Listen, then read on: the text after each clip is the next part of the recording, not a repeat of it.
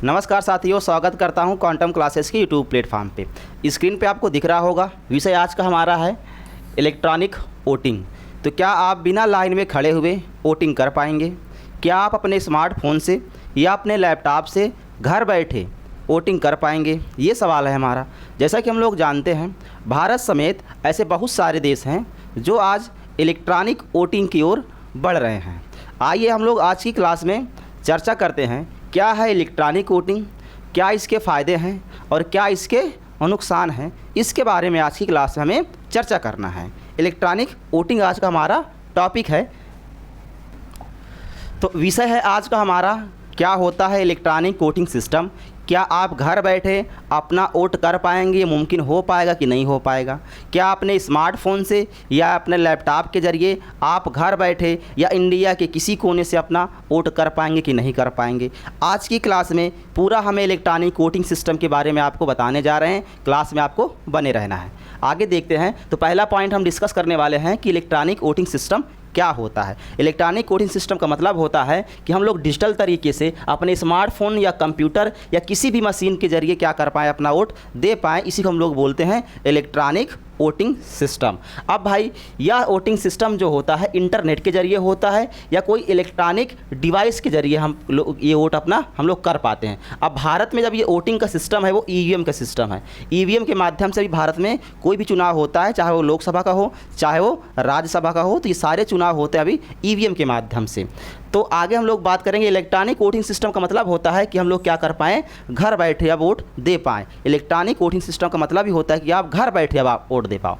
कहीं भी हैं आप, भारत के किसी भी कोने से हैं, आप वहाँ से अपनी वोट क्या कर पाएंगे, दे पाएंगे। आपको कहीं भी आने की ज़रूरत नहीं है, ना तो आपको ज़रूरत है एक लंबी लाइन में खड़े होने की। ये फ़ायदे हैं इलेक्ट्रॉनिक वोटिंग सिस्टम की। ठीक है, भारत में इलेक्ट्रॉनिक वोटिंग की शुरुआत कब हुई थी भाई, ये बात भी करने वाले हैं। लेकिन बात करेंगे कि पहले ईवीएम कब स्टार्ट हुआ था। तो भारत में 1998 में क्या हुआ था, ईवीएम शुरुआत हुआ था। अब इंटरनेट आधारित इलेक्ट्रॉनिक वोटिंग की शुरुआत गुजरात में सबसे पहले हुई थी। सबसे पहले कहाँ पे हुई थी? अगर हम लोग बात करें कि क्या भारत में अभी तक इलेक्ट्रॉनिक वोटिंग सिस्टम का जो प्रथा है वो चालू हुआ है कि नहीं हुआ है, क्या कराया जा रहा है भारत में कैसा इलेक्ट्रॉनिक वोटिंग सिस्टम कहीं पे, तो सबसे पहले हम लोग बात करने वाले हैं कि भाई गुजरात में क्या हुआ है, इलेक्ट्रॉनिक वोटिंग सिस्टम की शुरुआत हो गई है। 2010 में भी हुआ है ये, लेकिन बड़े पैमाने पर नहीं हुआ है। जैसे नगर पालिका का जो चुनाव होता है वहाँ पर इसका इस्तेमाल किया गया है 2010 में इलेक्ट्रॉनिक वोटिंग सिस्टम का पायलट प्रोजेक्ट के रूप में हुआ है। पायलट प्रोजेक्ट का मतलब होता है भाई कि एक छोटे पैमाने पे इसका प्रयोग किया गया है। अगर वो प्रयोग करने पे अगर वो सफल हो जाता तो क्या किया जाता, उसको और बड़े लेवल पे क्या करवाई जाती, इलेक्ट्रॉनिक वोटिंग के माध्यम से वोट करवाई जाती। उसके बाद अगर और सफलताएं मिलती हमें तो हम लोग क्या करते, उसको नेशनल लेवल पे ले जाते। मतलब हम लोग लोकसभा और जो राज्यसभा का चुनाव होता है उस पर इसका हम लोग इस्तेमाल करेंगे। तो अभी जो चुनाव हुआ था 2010 में इलेक्ट्रॉनिक वोटिंग के जरिए, वो क्या हुआ था, एक पायलट प्रोजेक्ट था। मतलब वो एक छोटे लेवल पे चुनाव करवाया गया है। ठीक है, समझ गए होंगे आप पायलट प्रोजेक्ट मतलब क्या होता है। अब इलेक्ट्रॉनिक वोटिंग कैसे काम करता है भाई, अब कैसे काम करता होगा, वोटर को लॉगिन करना पड़ता है। जैसे आप वोटर हैं तो आप लॉगिन कर लीजिए अपने स्मार्टफोन में या अपने लैपटॉप में, आप उसको लॉगिन कीजिए, है ना। मोबाइल फ़ोन कंप्यूटर से कर सकते हैं आप। उसके बाद सिस्टम क्या होगा भाई, या OTP के माध्यम से आपको पहचाना जाएगा या कोई भी आप आइडेंटिटी आप दिखाओगे तो आपका एक पोर्टल होगा, क्या हो जाएगा, वो पोर्टल खुल जाएगा। अब वो पोर्टल जब खुल जाएगा तो आपके जो इतने भी कैंडिडेट होंगे उनका क्या आ जाएगा, चुनाव चिन्ह वगैरह जो होता है वो उसकी लिस्ट आ जाएगी। तो आप क्या करेंगे, उसके माध्यम से आप उनको वोट करेंगे और उसके बाद क्या होगा, वोट डालने के बाद क्या होगा, वो डिजिटल रूप में क्या हो जाएगा, वो स्टोर हो जाएगा। ये होता है इलेक्ट्रॉनिक वोटिंग का पूरा सिस्टम। ठीक है, ये ऐप होता है, ऐप के माध्यम से इलेक्ट्रॉनिक वोटिंग सिस्टम काम करता है। तीसरी हम लोग अगर बात करें आगे इसके, तो इलेक्ट्रॉनिक वोटिंग के फ़ायदे क्या है, क्या नुकसान है। तो आपको क्या होगा, जो बूथ होता है वोटिंग का बूथ, वहाँ पे आपको जाने की ज़रूरत नहीं होगी। जैसे बूथ तक जाने की ज़रूरत बिल्कुल नहीं होगी, आप बूथ तक नहीं जाओगे भाई। कोई भी आदमी है, बूथ तक नहीं जाना है, एक लंबी लाइन नहीं लगाना है, वहाँ पे खड़े नहीं होना है, अपना टाइम बर्बाद नहीं करना है। दूसरी चीज़ क्या है, दिव्यांग हो गए, जो बुजुर्ग लोग हो गए, है ना, जो विदेश मतलब जो NRI हैं वगैरह जो विदेश में रहते हैं, उनके लिए क्या क्या सुविधाएं।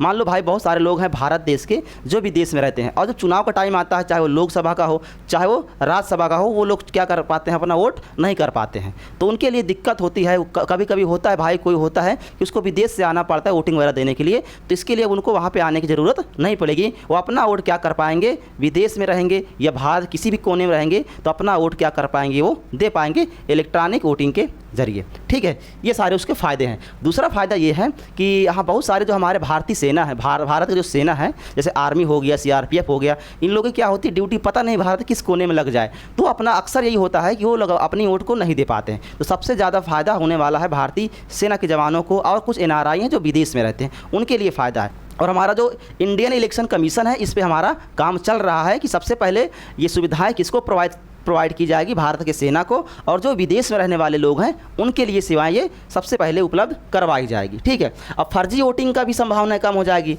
है ना, कि आप फर्जी वोट नहीं कर पाओगे। होता है भाई कहीं कहीं कि लोग, अभी आप न्यूज़ में देखा होगा, है ना, लोकसभा का हमने 10-10 वोट दे दिया, हमने 5-5 वोट दिया है, हमने इतनी वोट दिया है, तो ये सारा सिस्टम क्या हो जाएगा, ये बंद हो जाएगा, इससे बच जाएगा। तेज़ी से गिनती हो जाएगी और उसके नतीजे भी हमें क्या हो जाएगा, आराम से मिल जाएगा। होगा क्या, देखो फ़ायदा क्या है। फ़ायदा ये है कि हम लोग जानते हैं कि जब भारत में लोकसभा या राज्यसभा या कोई भी चुनाव होता है तो उसमें बहुत ज़्यादा समय की बर्बादी होती है। जैसे जब लोकसभा का चुनाव होता है तो उस महीने 2 महीने इसका इलेक्शन चलता रहता है, आज यहाँ पे है कल वहाँ पे है, तो 1-2 महीना इसकी पूरा प्रक्रियाएँ चलती रहती है। इस तरह में क्या हुआ, पहली बात समय की बर्बादी हुई, तो समय की बचत हो जाएगी, ये पहला फ़ायदा। दूसरा फ़ायदा ये है, भारत सरकार जब ये वोटिंग चलती है तो बहुत ज़्यादा पैसा खर्चा होता है, ये दूसरा फ़ायदा होगा कि भाई पैसा हमारा क्या हो जाएगा, बच जाएगा। और बहुत सारे ऐसे रिसोर्सेज हैं जहाँ पे भारत सरकार क्या करती है, वोटिंग के टाइम पे क्या करती है, पैसा या रिसोर्सेज बहुत कुछ हमारा नुकसान होता है, तो उन सब से इसका क्या है, फ़ायदा हो जाएगा। इलेक्ट्रॉनिक वोटिंग से पैसे बचेंगे, रिसोर्सेज बचेगा और समय भी बचेगा, और जल्दी से नतीजे आएंगे। एक दिन में पूरी वोटिंग हो जाएगी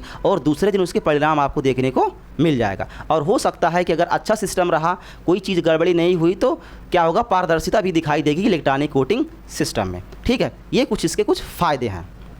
आगे क्या हमारा भारत में कहाँ कहाँ अभी तक ये इलेक्ट्रॉनिक वोटिंग भाई हो पाई है, कहाँ कहाँ संभव हुआ है, तो बात करेंगे। हमने आपको पहले बता दिया कि गुजरात के नगर पालिका का जो चुनाव हुआ था 2010 में, इलेक्ट्रॉनिक वोटिंग का इस्तेमाल कर लिया गया है। और दूसरा जो है तेलंगाना में ग्रेजुएट MLC चुनाव में हुआ है, ये 2021 में ये हुआ, MLC का चुनाव हुआ था तेलंगाना में, वहाँ पे इसका इस्तेमाल किया गया है।